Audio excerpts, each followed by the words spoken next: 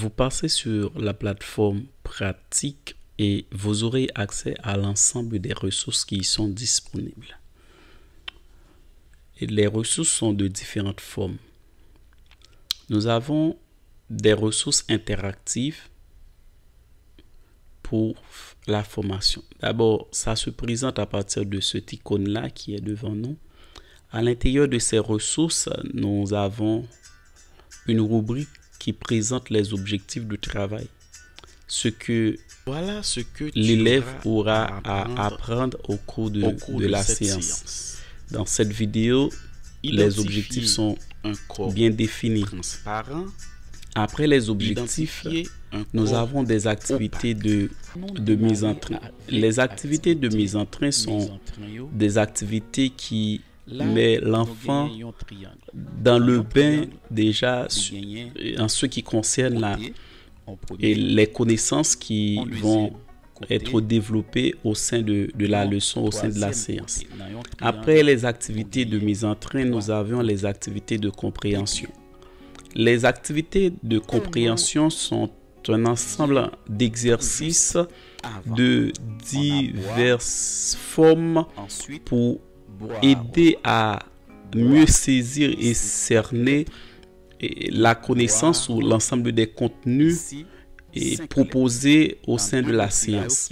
Ces activités-là sont de différents types de formes interactives et de formes de compréhension, de formes d'analyse, de formes de synthèse et parfois des démonstrations de ce que l'élève doit être capable de faire, ou du moins de la méthode que l'élève doit appliquer pour arriver à résoudre l'ensemble des situations proposées à l'intérieur de cette séance.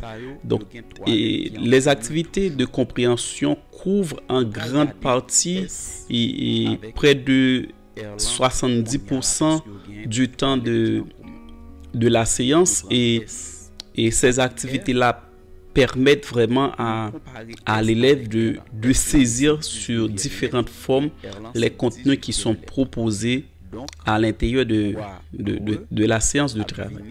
Après les activités de compréhension, nous avions les activités de fixation.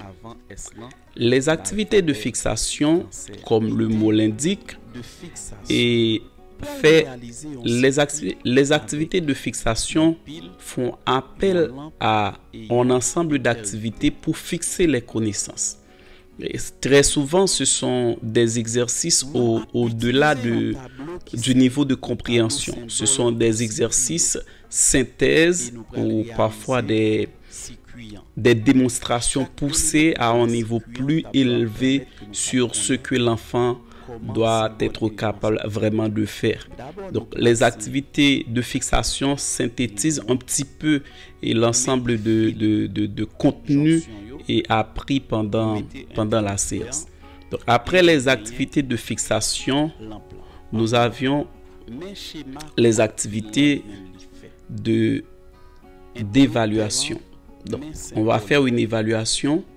Pour les activités d'évaluation, l'enfant aura 3 questions.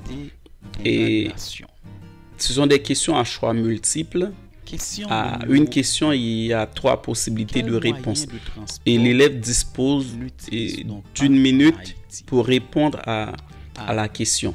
Donc, on compte le temps de lecture et le temps de compréhension et le temps de réponse. Donc, l'élève n'a qu'à choisir entre la réponse A, la réponse B ou la réponse C. Donc, l'évaluation met déjà l'enfant dans une autre dimension dans son apprentissage. Et après cette évaluation, il y a une activité de synthèse. L'activité de synthèse reprend un petit peu et en partie ce qui a été dit dans la séance, ou du moins l'essentiel que l'enfant doit retenir, et surtout les activités de synthèse renvoient à une forme de révision globale et générale de tout ce qui a été dit dans la science. Voilà comment faut-il aborder une vidéo interactive sur la plateforme pratique du ministère de l'Éducation nationale.